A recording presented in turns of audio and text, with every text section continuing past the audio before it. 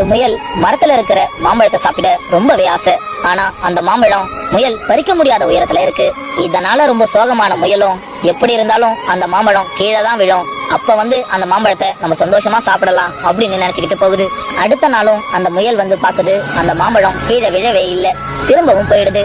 அப்ப ஒரு எலி அந்த மாம்பழத்தை பார்த்துட்டு, மாம்பழம் பார்க்கவே ரொம்ப அழகா இருக்கே, ஆனா அது ரொம்ப உயரத்துல இருக்கு, நம்ம எப்படி அந்த மாம்பழத்தை பறிக்கிறது அப்படின்னு யோசிச்சுட்டு அந்த எலியும் சின்ன சின்ன மரக்கட்டைகளை எடுத்துக்கிட்டு அதை அடுக்கி அது மேல ஏறி அந்த உயரமா இருக்கிற மாம்பழத்தை பறிச்சு ரொம்ப சந்தோஷமா சாப்பிடுது.